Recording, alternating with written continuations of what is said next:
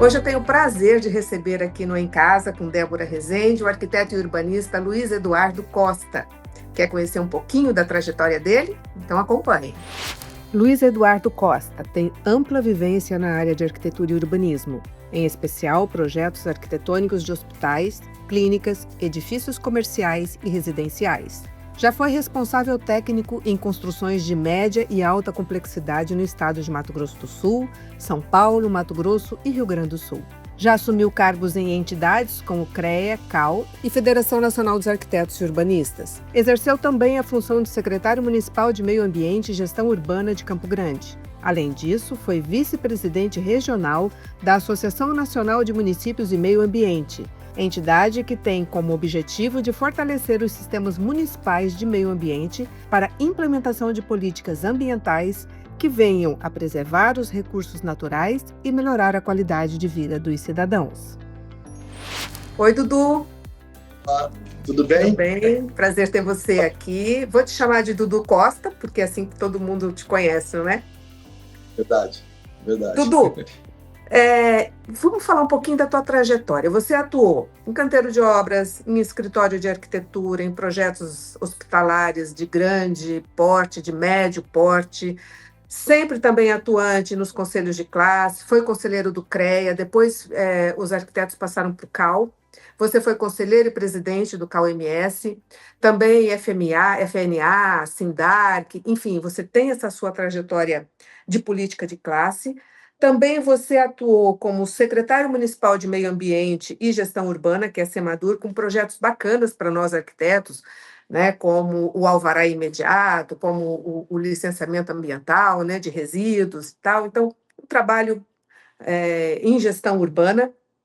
E hoje você é assessor de logística da Semadesc, no governo do estado de Mato Grosso do Sul.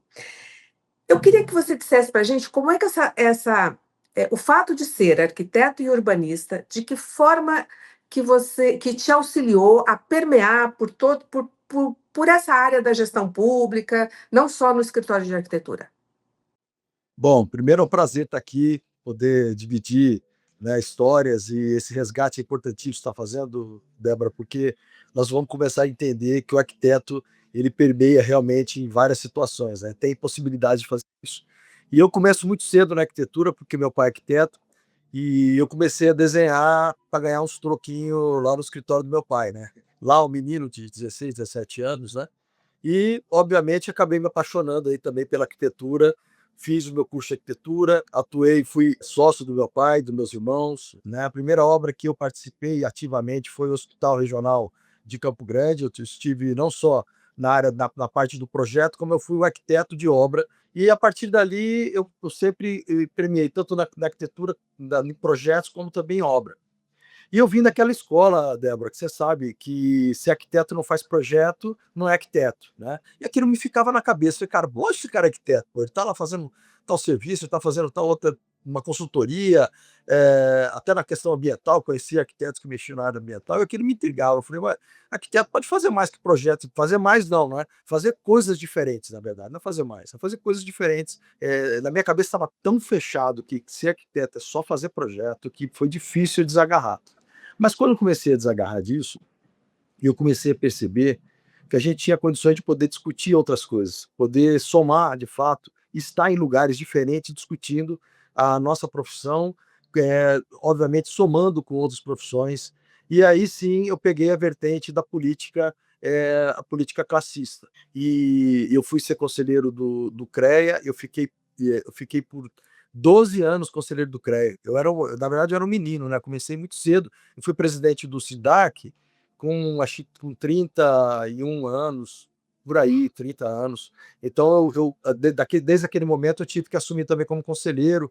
Eram poucos também arquitetos trabalhando, querendo contribuir. Fui seguindo lá dentro do CREA, aprendendo muito, porque você também discute, quando você faz esse trabalho, que é um trabalho honorífico de debate, você aprende muita coisa, né? E numa desses tempos, vendo toda a história que o CREA foi do nosso estado e tal, eu cheguei a ser vice-presidente, e foi o último vice-presidente arquiteto do CREA-MS naquela época. Depois houve a mudança, né, para mudança que foi a autorização do projeto de lei, onde eu estava como diretor na época da Federação Nacional dos Arquitetos. Eu participei, eu estava em Brasília quando assinou, né, a lei que cria o Conselho de Arquitetura e Urbanismo do Brasil. Nós saímos de uma sala, que era uma salinha de coordenadoria dentro do CREA, para montar, de fato, uma autarquia pública federal que falasse da nossa profissão. Então foi uma vitória que eu acompanhei assim de cabo a rabo naquele momento, né? Foi muito emocionante. Veio a primeira eleição, acompanhei meu pai tomando posse como primeiro conselheiro federal em Brasília, e foi em frente, as coisas vão acontecendo. Eu sempre engajado nisso, porque eu acredito na participação. Eu acho que nós temos que estar inseridos nessa discussão, inseridos onde puder inserir a nossa voz, com a nossa percepção. Pode ser, às vezes, isolado, pode ser em conjunto com outros colegas, mas eu acredito muito nisso. Então, eu vejo que eu sempre dediquei para isso. Mas aprendi demais da conta quando eu falo da política classista, eu aprendi a debater, coisa que eu não sabia, eu aprendi a conversar, aprendi a relacionar ideias, entender que o outro tem outra ideia diferente da minha, né? Então, acho que esse exercício ele foi muito importante na minha formação como pessoa, de fato, né? Saber escutar, entender a outra pessoa, tentar ver o ponto de vista da outra pessoa. Legal. E isso você levou para a gestão pública também, esse conhecimento? Olha, Débora, vou te falar que quando eu fui chamado para compor uma gestão, né, eu fiquei como secretário adjunto por 1 ano, né, e depois eu assumi a secretaria, né, e fiquei por 6 anos como secretário de Meio Ambiente e Gestão Urbana da cidade de Campo Grande. Então, naquele momento eu comecei a aprender, eu comecei a entender o que de fato é fazer uma gestão, né, de uma cidade, uma secretaria extremamente complexa, grande, uma secretaria que tem não só a superintendência de fiscalização e gestão urbana, uma superintendência de fiscalização e gestão ambiental, uma superintendência de fiscalização e gestão cadastral, né? Então, assim, ela pegava de cabo a rabo tudo o que acontecia na área de ordenamento do uso do solo, do regramento da polícia administrativa, a questão ambiental, que é tão complexa e tão difícil de lidar. E quando eu assumi com algumas crises, né? Já, obviamente, que é natural que tenha, né? Não tenha dúvida, quando você assume, tem várias crises, e uma delas era a questão do resíduo, né? Eu me lembro muito bem quando chegou isso, a gente estava com um único aterro que era clandestino na cidade, até então, toda a vida da cidade era clandestino, ele tava fechado com a polícia, totalmente desregulado. E a gente começou a montar uma estratégia que hoje é modelo, tá? Hoje é modelo no país. Cuiabá me chama, toda hora vou para Cuiabá quer implantar isso hoje. Eu tive lá 2 meses atrás. É interessante essas coisas que vão sendo muito legal. E eu passei também na gestão pública por um período que foi muito desafiador para mim, que foi o período da Covid. Eu montei um time para montar o primeiro plano de abertura gradual das atividades econômicas e sociais da cidade. A partir dali, nós fizemos uma matriz olhando todas as questões sanitárias e nós começamos a classificar o que era médio, o que era leve, médio, alto e complexo para poder abrir nesse período sanitário de pandemia. Nenhuma cidade olhou tão próximo para as atividades, olhando que tipo de funcionamento que era. Daí eu quero botar uma observação. Quando eu tive essa ideia, porque o arquiteto ele faz exatamente isso, né? Quando você começa a descrever o plano de necessidades, como é que você funciona, quando você vai. Então, para mim, aquilo ali estava tão claro na minha cabeça que tinha que separar, né? E tinha coisas que poderiam funcionar, não teria nenhum tipo de problema, teria outras coisas que precisariam de ter algum tipo de cuidado, e tinha outras que eram completamente equivocadas e não poderiam realmente ter que ser fechados. E nós fizemos um planejamento disso, e nesse momento, Débora, aquela minha formação referente lá da política classista nossa, de escutar, de entender, de saber dialogar, eu atendi todas as vertentes que você imaginar, da indústria, dos comércio, da área de, você imagina, desde uma manicure, de um salão de beleza, numa academia. Então, de novo, a arquitetura me deu um respaldo muito grande de poder estar lá fazendo um orquestramento disso, né? E fiquei responsável, de fato, né, na gestão toda da Covid, de cabo a rabo, não só na questão das edificações, como também cidade e tudo mais. Foi muito desafiador, mas eu tive a condição de poder juntar mais profissionais para poder entender como é que eu podia fazer. Bacana. Isso precisa ser dito, né, para que as pessoas se recordem, né. Agora, no estado de Mato Grosso do Sul, como arquiteto e urbanista, qual é a sua ótica com relação ao crescimento de Mato Grosso do Sul? Como é que Mato Grosso do Sul pode crescer de uma forma sustentável? Como é que tem acontecido isso nesse seu trabalho, junto à Semadesc? Eu falo de novo, né, que é uma outra faculdade, né. Quando eu fui convidado a fazer parte da gestão, da forma estratégica do governo estadual, eu começo a olhar para um estado, né, que tem 357.145 quilômetros quadrados, tá? Coro aqui só para a gente entender o que, que é, né? Ele é o tamanho da Alemanha. Então, na Alemanha, nós temos lá 84, 85 milhões de habitantes, e nós temos nesse território todo apenas 2 milhões e 800 e poucos mil, nem 3 milhões de habitantes nós temos nesse território. Daí, quando a gente olha para o nosso território e a importância dele no mundo, a gente olha para alimento, né? Nós alimentamos 1 bilhão de pessoas no território que nós plantamos, né? Mas também nós temos um grande desafio, que é o crescimento, que é ocupar esse território. Como é que a gente vai ocupar esse território? Isso me acendeu uma luz vermelha quando a gente começa a entender que nós temos um estado que passa do agropecuário para um agroindustrial, né, para uma outra matriz de entendimento, de trazer do alimento, virar indústria, levar o alimento para fora. E quando você faz uma indústria, você impacta no território, você impacta na cidade. E a gente olha aquilo tudo e fala assim, cara, peraí, vai vir um crescimento, a gente vai errar, igual errou São Paulo, igual errou outros estados no crescimento, quer dizer, Rio de Janeiro, Belo Horizonte. E quando eu sento na mesa, a gente começa a sentar nas mesas, né, que organizam isso, começam a perceber, você não vê arquiteto urbanista, né, pelo menos aqui, né, você vê Uhum, arquiteto no nosso estado planejando, projetando coisas do futuro, mas aquilo que está vindo das cidades, intimamente, as 79 cidades que nós temos, né, você tem ali um olhar muito, vamos fazer porque tem que ocupar gente, de novo, né? Nós temos pouca gente, muito território, vamos lá, vamos. Mas aí, nós estamos criando cidades, vamos estudar mais, organizar a cabeça para que o planejamento seja eficiente e eficaz, né?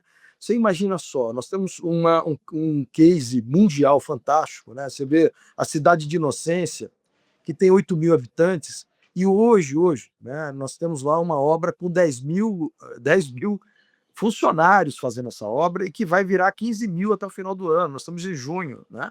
E depois que acabar toda essa obra, você vai ter pelo menos o dobro de pessoas morando naquela cidade. Nós estamos falando de um crescimento muito rápido. O estado nosso cresce a nível Índia, né? Então nós estamos falando de uhum. território, como é que ocupa o território? Como é que a gente protege as nossas águas? Como é que a gente protege aquilo que tem de diversidade, aquilo que a gente tem de flora, de fauna, o que a gente vai ter de qualidade de vida na frente se a gente projetar direito essa ocupação, né? Então, nós temos oportunidade de, por exemplo, Débora, repensar a forma da habitação de interesse social, dentro dessa habitação habitação que a gente não precisa fazer como fazer na Coab da década de 30, de 40, a gente não precisa fazer essa mesma habitação. E eu estou vendo isso acontecer. Eu estou vendo que não tem nenhum debate diferente da ocupação desse espaço, que ele deveria de ter um espaço com mais qualidade. Parece que o planejamento urbano, né, ele é uma tabelinha a ser cumprida, né? Tipo assim, não, vai, isso não é importante, o importante é a fábrica lá e geração de emprego, né? Eu acho Mas também que junto com isso, te cortando um pouquinho, junto com isso vem essa população flutuante, que depois vem a população que vem e fica, né, que são os trabalhadores que vão ficar para esse desenvolvimento que vai ter na região, e isso precisa ser pensado, porque em cidades pequenas, quando você tem, imagina, dobrou a população dessa cidade em um espaço curtíssimo de tempo, né? Então precisa ter uma qualidade de vida dessa população lá. Como é que vocês pensam nisso, nesse período? então, nesse período, ele é feito, na verdade, até eu fui conhecer melhor referente à aprovação, né, principalmente ambiental desses empreendimentos, que de forma muito assertiva, o plano de mitigação ambiental social, ele está dentro lá do licenciamento ambiental daquela fábrica. Um dado interessante, nessa fábrica de Inocência, essa cidade que está vivendo os 15 mil a mais que vai viver até lá, ela tem regra, ela tem organização, né, ela está afastada da cidade, esse impacto social é muito complexo, você ter uma ideia, hoje você tem hospitais lá que nunca existiu, né? Tem atendimento médico, nunca existiu, atendimento social, que nunca existiu. Mas você precisa perpetuar isso. Então, quando você faz esse plano, né, o plano de mitigação na questão básica lá da ambiental, lá vai determinar quantas escolas, quantas salas de aula precisa crescer, creche, posto policial, bombeiro, né? Você tem ali a questão referente também a hospitais, atendimento de saúde. E assim vai, quer dizer, então você percebe isso. Mas você tem os efeitos, né, que ele não para. Você tem aquela pessoa que está indo lá montar o negócio dela, tem um cara que está abrindo um serviço, outro que está vindo fazer habitação para alugar, outro que está vindo fazer habitação de interesse social para poder botar na caixa econômica. Então, assim, a cidade ela cria um rito muito rápido. Em todos esses lugares são cobrados o plano diretor, mas eu vejo o nível de plano diretor, Débora, eu li esse plano diretor, estou lendo, estou entendendo, acho eles ainda incipientes, no sentido de olhar a cidade de forma mais, com mais preocupação no planejamento, não tem, nós precisamos olhar com a nossa territorialista, né? Olhar isso de forma, sabe, mais aguçada, porque ocupar esse território é diferente dessa cidade do interior do que uma cidade que está no Maranhão, que está na Bahia, que está. Nós temos outros critérios a olhar. Então é isso que eu tento gritar a todo momento, né? Falei, para, gente, vamos olhar as cidades, né? Para, vamos ver se nós temos um jeito nós vamos ter condições de ter qualidade de vida com um olhar moderno dentro das cidades. Falando de toda essa logística, de toda essa compreensão do Estado, que é como você falou, o olhar do arquiteto no macro, né? Até quando faz um masterplan, qualquer coisa, então você tem essa visão total do Estado, com relação às nossas fronteiras. Nós temos 3 fronteiras aqui no nosso estado. Como é que as cidades acontecem? Como é que essa infraestrutura está acontecendo nessas localidades? Primeiro ponto, estratégico para o mundo, poder comer, né, poder se alimentar, tem que fortalecer, sofisticar e dar apoio à rota bioceânica, passando por todo o nosso território, passando pelo território do Paraguai, pela Argentina, chegando no Chile, descarregando ali a possibilidade de diversos tipos de produtos, né, mas principalmente o alimento. Mas a gente tem que olhar para a fronteira com um olhar fraterno daquele vizinho que praticamente é vizinho de casa, não é vizinho nem vizinho de país, né? Nós estamos falando de uma unidade de vizinhança, de fato, né? Então uma rua separa cidades, né? E isso traz um desafio para a gestão, no meu ponto de vista, que é uma gestão que ele precisa garantir, né, o desenvolvimento mútuo, né, e a soberania ao mesmo tempo. A soberania de cada um tem suas legislações, tem suas regras, tem sua cultura, mas ao mesmo tempo o desenvolvimento, porque você não pode desenvolver de um lado e ter riqueza e passar para o vizinho do outra quadra e dali ter a miséria. Porque a rua não divide, o que divide é a questão política, geográfica, né, com suas regras. Então nós temos que ter um planejamento de ocupação, mas primeiro um diagnóstico muito bem feito, entender quem está morando, como é que você pode fazer todo mundo caminhar junto dentro desse processo. E eu vejo que uma tremenda oportunidade da ocupação de um vazio territorial imenso que nós temos no Chaco Paraguaio, no norte da Argentina, no sul, no início ali do Chile, que existe um vazio. As pessoas têm que olhar, parar eu vou consertar a cidade. Cara, vai ter cidade que vai precisar nascer, né? Vai ter cidade que vai precisar ter esse desenvolvimento. Então eu vejo que o arquiteto ele tem essa necessidade de olhar para isso, se colocar à disposição de discutir isso, porque se a gente não discutir isso, vão discutir sem o nosso conhecimento. Eu não vou falar que está errado ou que está certo, tá? Mas ele precisa escutar a gente. E daí, Débora, eu faço aqui eu vou fazer um gancho, igual o que eu tenho passado muito, eu passei como gestor público, como secretário, né, olhando a arborização urbana na cidade. Nesse momento nesse tempo eu aprendi que nós temos que olhar como uma infraestrutura urbana extremamente importante, extremamente necessária de qualquer cidade do mundo, de olhar para a infraestrutura verde, assim como olha para a infraestrutura do saneamento básico, da água, da energia, fazendo isso ser ponto focal no planejamento de novos loteamentos, dos novos bairros da cidade nova, da cidade velha tem que corrigir,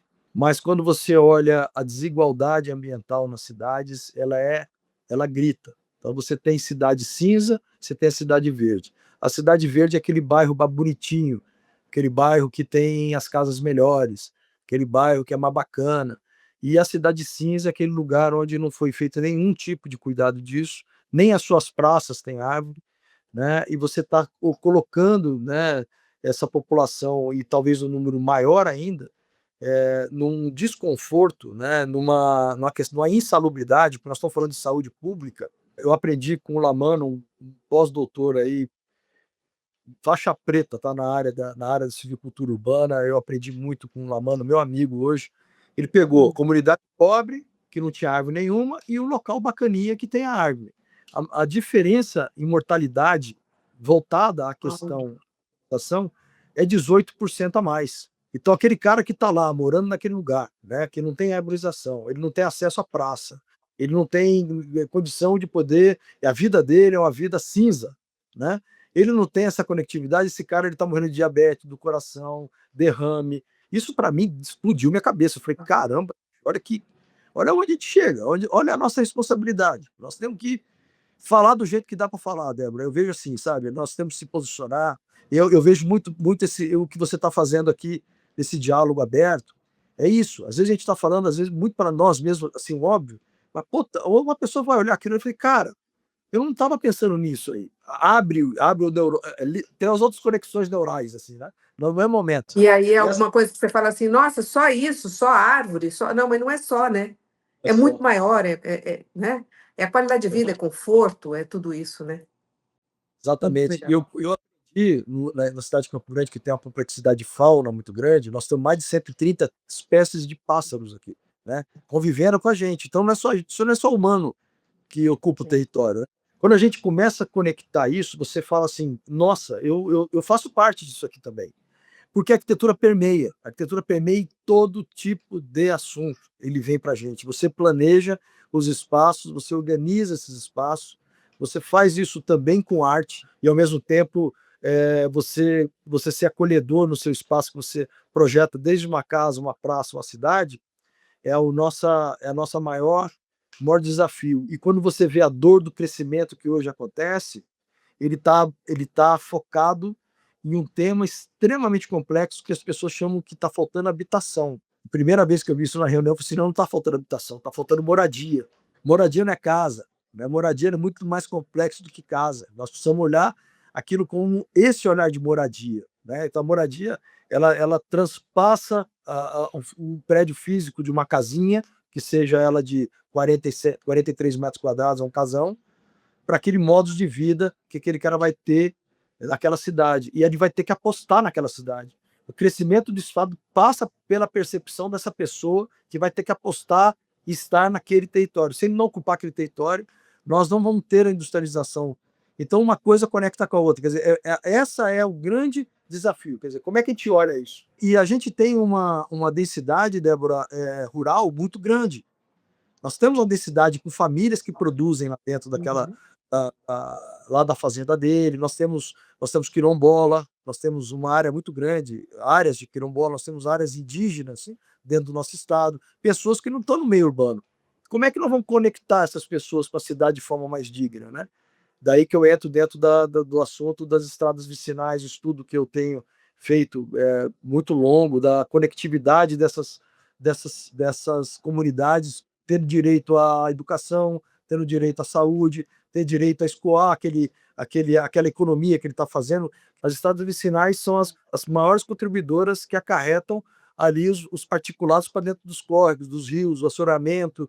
Quer dizer, então, assim, essa conexão ela fica muito mais frágil, muito mais difícil de lidar, e quando a gente olha para o que está sendo feito, não existe engenharia decente, organizada, para poder tratar dessas estradas, não existe um método, um rumo, e é exatamente isso que nós estamos fazendo, um diagnóstico para poder mostrar que existe solos diferentes, existe ações, precisa ter cultura de saber como é que esse território vai se conectar, vai ter essa ligação, e a engenharia, né, de soluções que vai precisar levar de conhecimento para as cidades. É fazer isso de uma forma mais profissional. o nosso território tem condições, nós temos tecnologia para isso, né? Então, esses são os desafios que eu estou, vamos dizer, colocando aí toda a minha energia. E que a gente fica muito feliz que seja um arquiteto urbanista fazendo. Dudu, obrigada, obrigada por você dispor do seu tempo para contar para a gente o que você tem feito e de que forma que arquitetura e urbanismo pode trabalhar em todas essas frentes, né? Não só em pequenas coisas, mas também na ocupação dos territórios, né? Obrigada, sucesso Legal. para você. Sucesso para Obrigada por você você. participar. Programa, façam vários e vários e vários. Conta comigo se você precisar. Obrigada, sempre. Até. Até mais.